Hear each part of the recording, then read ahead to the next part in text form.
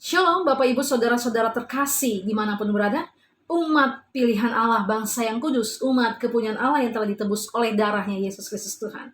Apa kabar semuanya? Saya berharap dan berdoa kita semuanya baik dan sehat-sehat. Bahkan iman kita semakin teguh dan semakin dalam pengenalan kita kepada Kristus Yesus Tuhan, Sang Juru Selamat kita.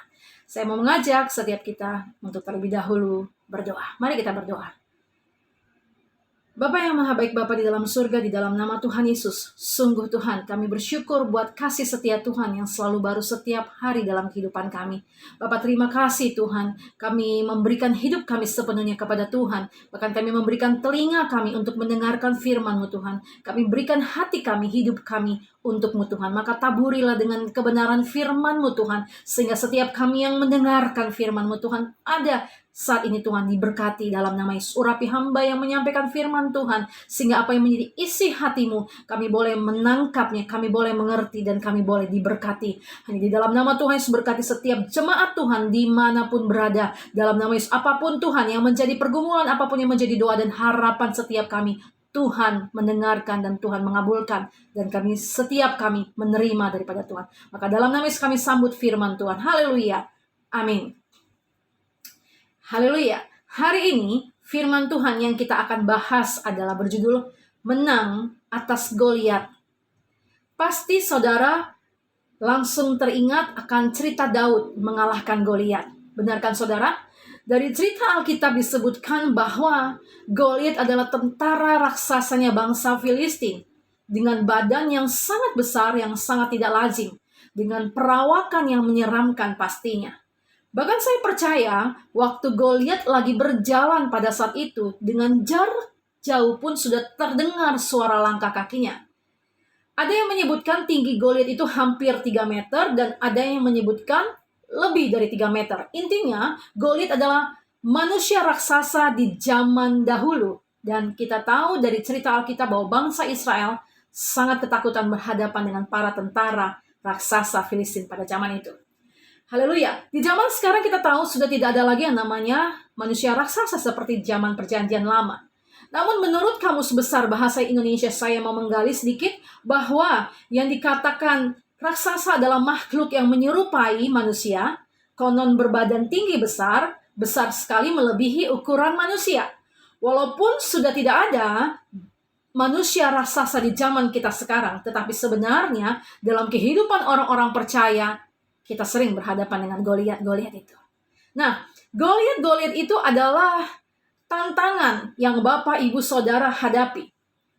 Pasangan yang belum bertobat sungguh-sungguh, atau kebiasaan lama, tabiat dosa, kebiasaan buruk yang masih sering muncul, sehingga membuat anak Tuhan jatuh bangun di dalam dosa, jatuh bangun di dalam kelemahannya, dan tidak bisa mengalami kehidupan yang berkemenangan tentunya. Bahkan sakit hati yang masih tersimpan, kekecewaan terhadap sesuatu yang masih muncul, amarah, dendam, kebencian yang belum terselesaikan, bos di pekerjaan yang sangat menakutkan, atau utang-utang yang semakin besar yang belum dapat dilunasi. Itu pun bisa menjadi suatu Goliat dalam kehidupan Bapak Ibu. Atau jodoh yang belum datang bagi orang-orang yang sedang menantikan pasangan hidup padahal usia semakin bertambah. Pendidikan yang tinggi pun, kepintaran yang manusia miliki dengan tidak dilandasi takut akan Tuhan, harta materi, kekayaan pun dapat menjadi Goliat dalam kehidupan orang percaya. Kesombongan, kesalahan di masa lalu yang pernah dilakukan, kegagalan, itu adalah Goliat dalam kehidupan setiap orang-orang percaya.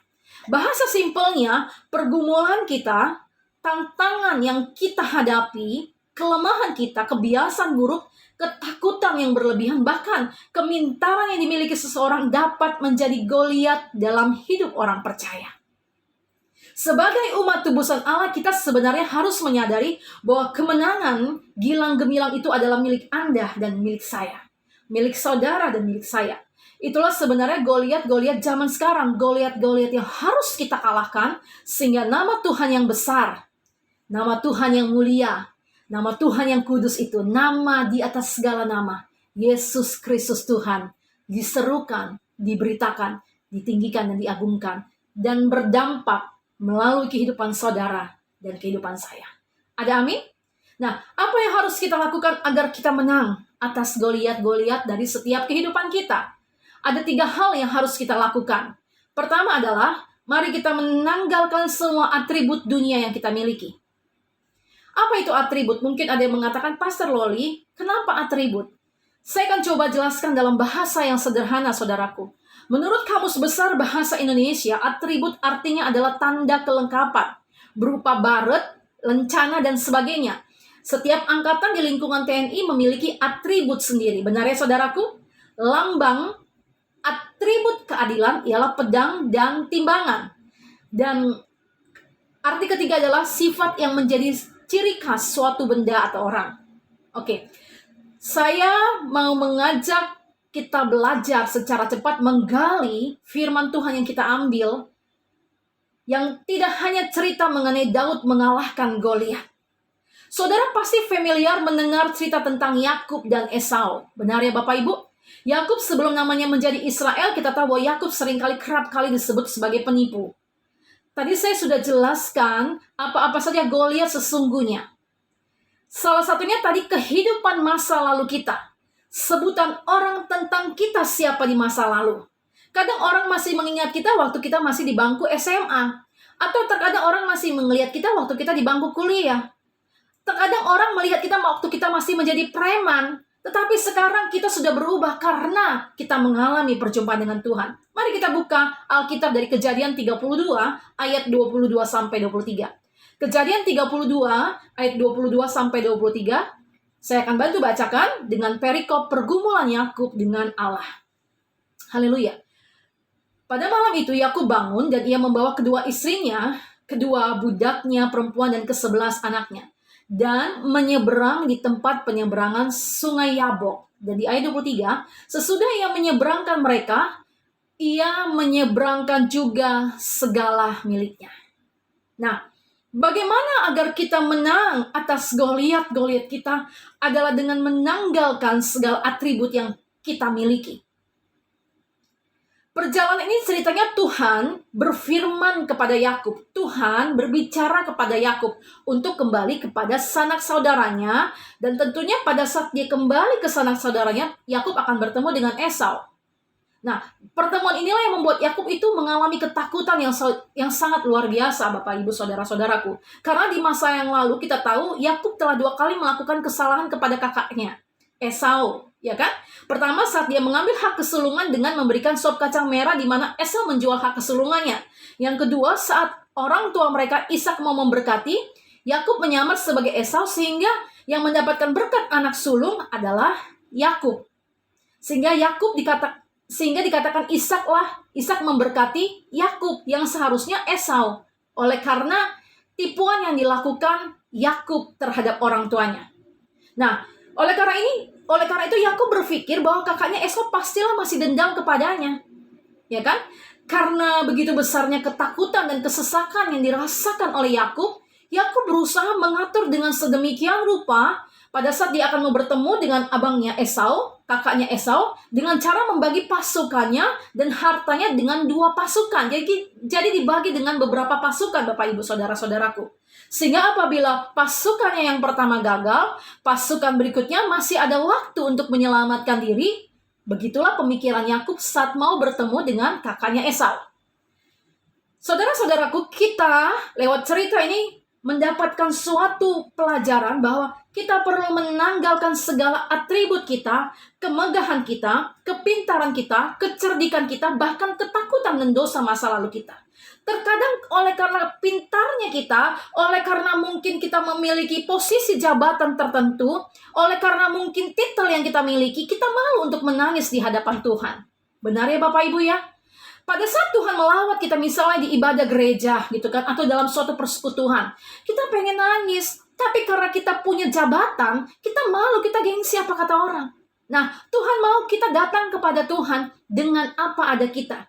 Karena kita datang pun kepada Tuhan dengan telanjang. Artinya, marilah kita datang dengan menanggalkan segala atribut kita, segala titel kita, segala kepintaran yang kita yang terkadang dapat menghalangi pengenalan kita kepada Tuhan. Saat Daud mengatakan kepada Raja Saul bahwa Daud akan menghadapi Goliat dan mengalahkannya, Saul meragukan Daud pada saat itu. Karena Daud masih sangat muda dan hanyalah seorang gembala kambing domba dan belum memiliki pengalaman apapun di medan peperangan. Sedangkan Goliat adalah seorang tentara raksasa yang terlatih sejak muda di medan perang. Namun karena keyakinan Daud yang begitu kuat, akhirnya Saul mengizinkan Daud berhadapan dengan Goliat. Bahkan kita tahu dalam cerita Alkitab saat itu Raja Saul mengenakan baju perangnya dalam segala perlengkapan baju jirahnya kepada Daud.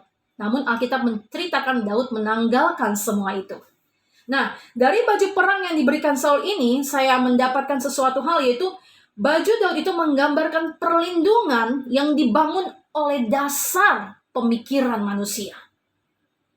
Terkadang kita datang kepada Tuhan dengan pembenaran-pembenaran diri kita, dengan berusaha membentengi atau melindungi diri kita dengan segala pembenaran kita. Contohnya, enggaklah Tuhan, suami saya yang begitu, mertua saya yang begitu. Padahal Tuhan mau kita datang.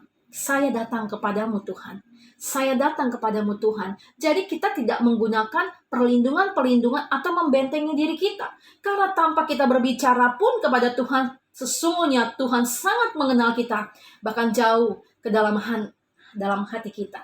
Amin Bapak Ibu.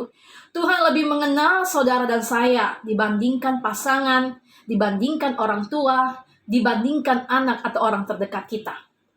Ada amin saudaraku? Saya ambil contoh di Perjanjian Baru. Seorang rasul yang bernama Paulus. Sebelumnya bernama Saulus. Saulus saat mengalami perjumpaan dengan Tuhan, saat perjalanannya ke Damsyik dengan tujuan untuk mengancam dan membinasakan murid-murid Tuhan, untuk membinasakan para pengikut Yesus pada saat itu. Alkitab menceritakan bahwa perjumpaannya dengan Tuhan membuat Saulus tidak dapat melihat selama 3 hari. Benar ya saudara, kita baca Saulus dibutakan selama 3 hari tidak dapat melihat. Kita bisa baca di Kisah Para Rasul 9 ayat 9. Artinya segala kepintaran, kecerdasan, kehebatan yang dimiliki oleh Saulus harus dibutakan terlebih dahulu untuk dapat membuka mata rohani Saulus dan berjumpa dengan Tuhan. Di ayat 4 dan 5. Bapak Ibu bisa baca nantinya. Yang kemudian akhirnya Saulus mengalami dan mengenal Yesus Kristus sebagai Tuhan. Bahkan menjadi saksi Tuhan yang luar biasa. Saat dia berkata, Tuhan siapakah engkau? Kata Yesus, akulah Yesus yang engkau aniaya itu. Saulus harus dibutakan mata jasmaninya untuk mata rohani dapat melihat siapa Yesus yang adalah Tuhan dan Juru Selamat saudara dan Juru Selamat saya. Haleluya, amin. Dan kita tahu bahwa sebagian besar di kitab Perjanjian Baru ditulis oleh seorang rasul yang luar biasa yang bernama Rasul Paulus. Amin saudaraku. Dan poin kedua, bagaimana kita menang mengalahkan Goliat. Poin yang kedua adalah memiliki kehidupan doa yang kuat. Haleluya. Mari kita buka firman Tuhan dalam Kejadian 32 ayat 24 sampai 25. Kejadian 32 ayat 24 sampai 25. Demikianlah firman Tuhan, saya akan bantu bacakan. Lalu tinggallah Yakub seorang diri dan seorang laki-laki bergulat dengan dia sampai fajar menyingsing. Ayat 25, ketika orang itu melihat bahwa tidak dapat mengalahkannya, ia memukul sendi pangkal paha Yakub sehingga sendi pangkal paha itu terpelecok ketika ia bergulat dengan orang itu. Oke. Nah, setelah Yakub menyeberangkan kedua istrinya, budak-budaknya, dan ke-11 anaknya, disinilah Yakub seorang diri dan bertemu dengan Tuhan. Oke, Bapak Ibu. Nah, diceritakan bagaimana Yakub itu bergulat dengan seorang laki-laki sampai pangkal paha Yakub itu terpelecok. Dan Yakub pun tidak mau melepaskannya sampai orang tersebut memberkati Yakub. Oke. Nah, menelusuri kisah ini, tentunya orang yang bergulat dengan Yakub bukan seorang manusia biasa. Benar ya Bapak Ibu? Jika kita melihat bahasa aslinya dari ayat ini, seorang laki-laki yang dimaksud di sini adalah seorang pemimpin bala tentara Tuhan. Atau bahkan dikatakan teofani dari Allah sendiri.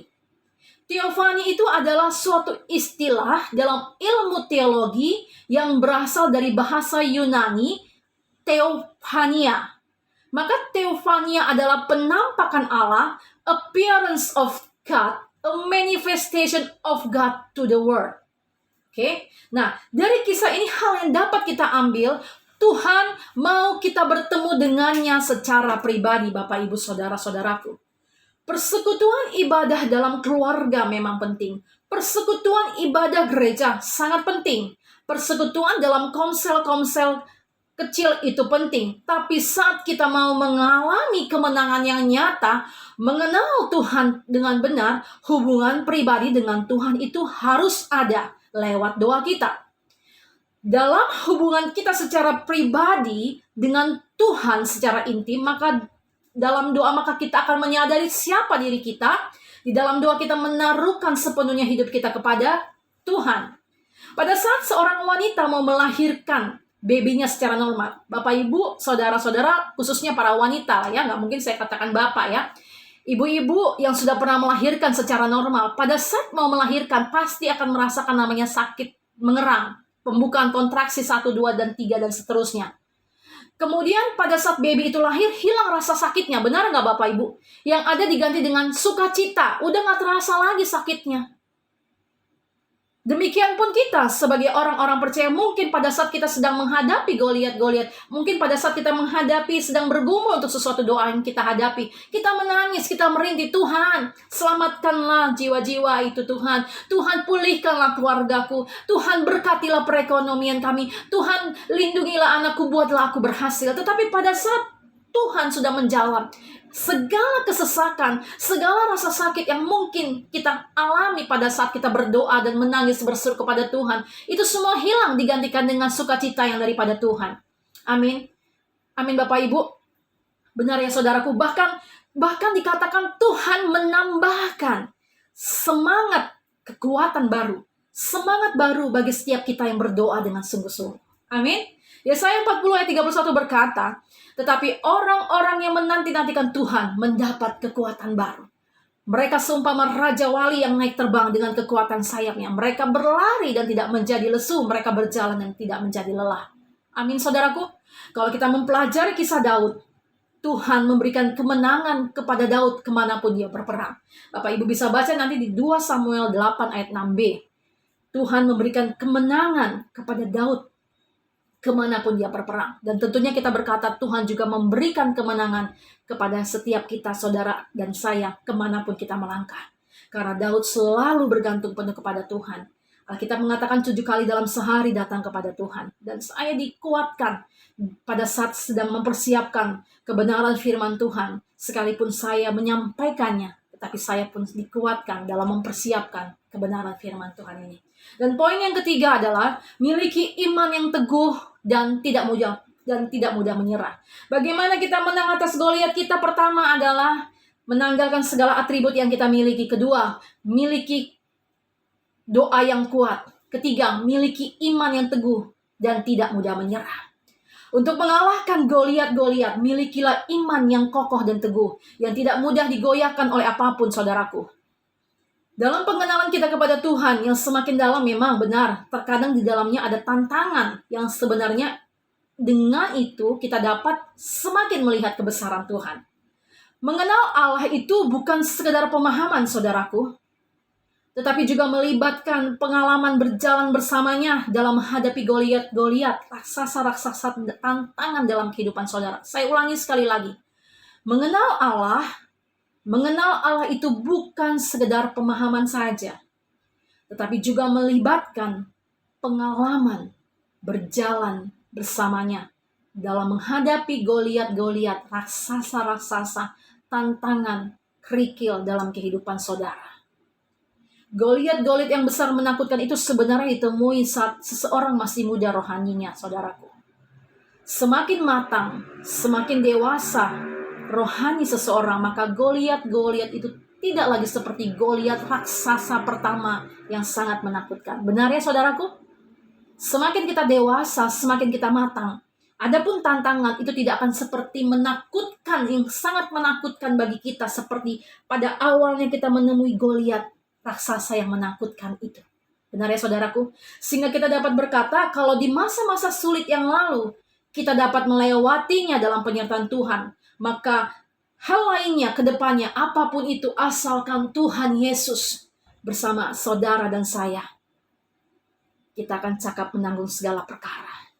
kita akan dapat kalahkan Goliat-Goliat kita. Di Kejadian 32 ayat 26-28, demikianlah firman Tuhan. Kejadian 32 ayat 26-28. Lalu kata orang itu, biarkanlah aku pergi karena fajar telah menyingsing. Saud Yakub, aku tidak akan memberkati engkau pergi jika engkau tidak memberkati aku, kata Yakub. Di ayat 27, bertanyalah orang itu kepadanya, siapakah namamu? Saudnya, Yakub. Lalu kata orang itu, namamu tidak akan disebutkan lagi Yakub, tetapi Israel. Sebab engkau telah bergumul melawan Allah dan manusia dan engkau menang. Dari ayat firman Tuhan yang baru kita baca, kita diingatkan agar jangan mudah bergeser dari apa yang kita imani dan percayai dalam menanti jawaban-jawaban doa kita. Jangan mudah bergeser dari apa yang kita imani dan percayai dalam menanti jawaban-jawaban doa kita. Amin. Tentunya doa yang kita naikkan adalah sesuai dengan kebenaran firman Tuhan dan untuk kemuliaan nama Tuhan. Di ayat sebelumnya dikatakan saat Yakub bergulat, pangkal paha Yakub terpelecok. Namun itu tidak membuat Yakub akhirnya menyerah dan membiarkan orang tersebut pergi begitu saja. Benar ya Bapak Ibu? Nah, firman Tuhan ini mengingatkan kita untuk tetap beriman dan percaya untuk segala sesuatu yang saudara sedang doakan dan minta. Tetaplah maju dan terus melangkah jika saudara mendapatkan visi dari Tuhan. Tetaplah lakukan yang terbaik selama Tuhan memberikan kita kesempatan.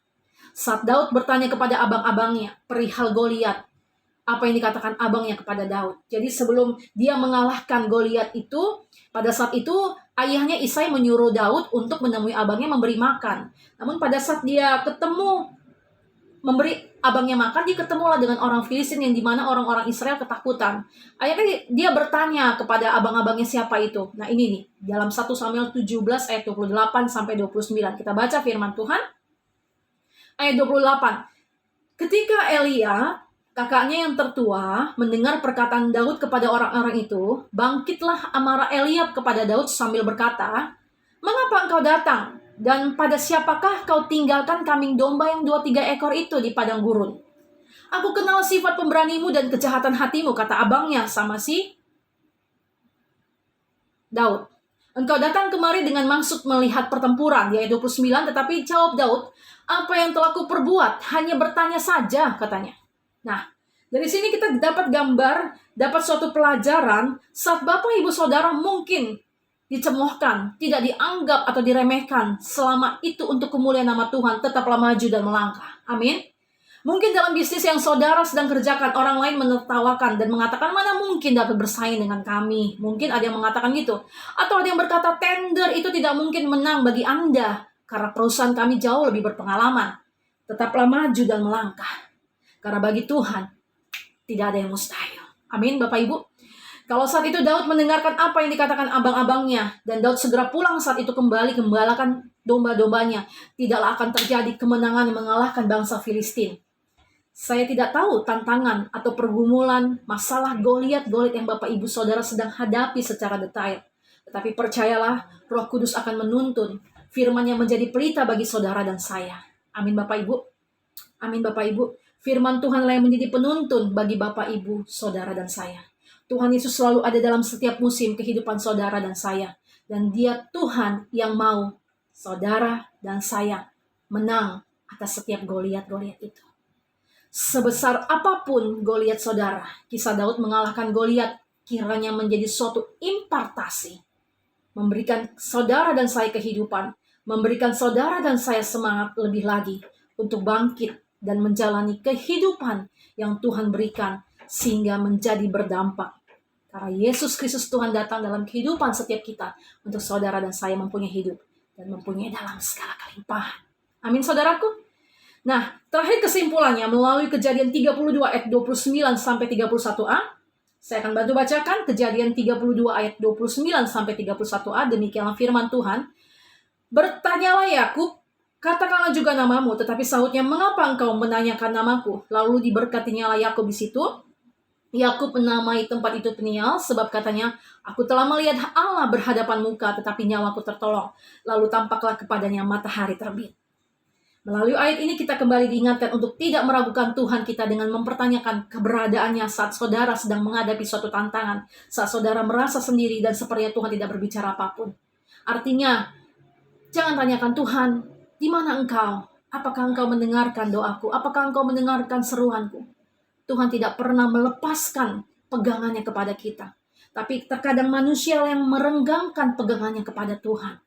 Sebenarnya menghalangi kita dengan Tuhan adalah dosa-dosa kita. Tetapi pada saat kita telah mengakuinya, maka Dia adalah Allah yang setia dan adil, yang menyucikan saudara dan saya. Bahkan melupakan, bahkan firman Tuhan mengatakan, sekalipun dosa kita merah seperti kirmiji akan menjadi putih seperti salju. Sekalipun merah seperti kain kesumba akan menjadi putih seperti bulu domba. Jadi Tuhan tidak pernah melepaskan pegangannya atas kehidupan kita. Tapi kita harus tetap berpegang kuat kepada Tuhan. Amin Bapak Ibu. Amin. Dia sedang merendah masa depan dengan kebenaran. Masa depan yang indah dan cerah bagi orang-orang yang berharap kepadanya. Yang hidup sesuai dengan kebenaran firman-Nya. Segala sesuatu ada masanya. Ratapan 3 ayat 22 sampai 23 berkata, firman Tuhan berkata, tak berkesudahan kasih setia Tuhan. Tak habis-habisnya rahmat-Nya. Selalu baru setiap pagi. Besar kesetiaan. Amin saudaraku. Setiap pagi matahari akan selalu bersinar. Kita tahu bahwa matahari tidak pernah terlambat untuk bersinar. Mengingatkan setiap kita bahwa pertolongan Tuhan tidak akan pernah terlambat. Bagi manusia mungkin kegagalan adalah suatu kebodohan, tetapi bagi Tuhan kegagalan itu dapat dijadikan kemuliaan bagi kebesaran nama yang kudus. Amin. Lewat kisah Daud mengalahkan Goliat, tentara raksasa bangsa Filistin pada saat itu. Di waktu berikutnya, bangsa Israel pun diberikan keberanian untuk mengalahkan manusia raksasa berikutnya. Mungkin ada yang berkata, di mana itu? Yang menceritakannya Pastor Loli. Kita buka firman Tuhan di dalam 2 Samuel 21 ayat 20 sampai 21. 2 Samuel 21 ayat 20 sampai 21. Demikianlah firman Tuhan. Lalu terjadilah lagi pertempuran di Gat, dan di sana ada seorang yang tinggi perawakannya, yang tangannya dan kakinya masing-masing berjari 6, 24 seluruhnya. Juga orang ini termasuk keturunan raksasa. Di ayat 21, ia mengolok-olok orang Israel, maka Yonatan anak Simea kakak Daud menewaskannya. Nah, artinya hidup saudara dan saya dapat menjadi pemantik iman bagi orang lain. Bersama Tuhan kita dapat mengalahkan Goliat-Goliat dalam hidup kita. Dan lewat hidup saudara dan saya, orang lain diberikan keberanian untuk mengalahkan Goliat-Goliat mereka. Amin. Siapa yang mau Tuhan pakai menjadi alat Tuhan? Lewat masa lalu, lewat kesedihan, kesesakan yang mungkin saudara sedang hadapi, itu sesungguhnya Tuhan bisa pakai. Sehingga suatu hari pada saat saudara menang mengatasinya, dapat memberikan kekuatan bagi orang-orang yang lemah. Seperti masalah yang mungkin saudara pernah hadapi. Amin. Artinya hidup yang Tuhan kehendaki bagi setiap kita adalah hidup yang berdampak. Hidup yang dapat memberi inspirasi. Hidup yang dapat mengimpartasikan kuasa kebangkitan yang Tuhan berikan dalam kehidupan kita. Ya kan? Kita berkata, kalau orang lain saja bisa melewati masalahnya, masakan saya tidak bisa menghadapi masalah yang sedang saya hadapi. Dan Tuhan mau saat ini saudara dan saya mengalami kuasa kebangkitan dan dipakai Tuhan menjadi pemantik iman bagi orang lain. Haleluya. Kita diberkati bukan hanya untuk diri kita sendiri, tetapi juga bagi orang lain. Dari berkat yang kita terima, di dalamnya juga ada berkat yang dapat kita salurkan bagi orang lain. Sehingga orang yang kita berkati pun dapat memuliakan nama Tuhan dan melihat bahwa Tuhan itu hidup dalam kehidupannya. Amin. Tetaplah percaya, melangkahlah dengan iman saudaraku, dan lakukanlah yang terbaik. Daud mengalahkan Goliat dengan apa yang ada padanya, dengan batu umban yang dipersiapkan dengan batang. Amin. Maka apa yang ada dalam kehidupan kita? Mungkin saya nggak punya apa-apa, Pastor Loli. Saya nggak punya harta kekayaan yang dapat saya andalkan. Saudara punya doa. Saudara punya keahlian apa? Memasak kah? Talenta kah? Mungkin pendapatan saudara lagi berkurang. Mau membantu suami. Mungkin saudara pandai memasak. Lakukan itu. Jadi apa yang saudara miliki itulah yang dibawa kepada Tuhan.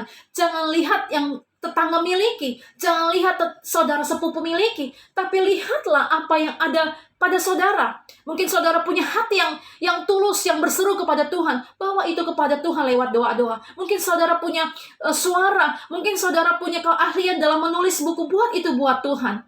Buat itu, mungkin saudara bisa main musik. Lakukan itu buat Tuhan. Ambil bagian dalam pelayanan. Jadi dari cerita Daud memberikan itu dengan mengalahkan mengalahkan Goliat dengan batu umban, artinya Daud datang dengan apa yang dia miliki. Maka demikianlah kita sebagai orang-orang percaya. yang mau menang atas Goliat-Goliat kita, datang kepada Tuhan dengan apa yang Tuhan percayakan dalam kehidupan kita. Amin saudara-saudaraku. Amin saudara-saudaraku. Yakub mendapatkan berkat setelah bergulat dengan hebat, dan sebutannya bukan lagi Yakub, tetapi menjadi Israel. Yesus Kristus yang kita percaya adalah Tuhan yang hidup, yang menepati setiap janji-janjinya, asalkan kita hidup dalam takut akan Tuhan. Saudaraku, berdoalah terus. Jangan berhenti sampai Tuhan menjawab doa saudara.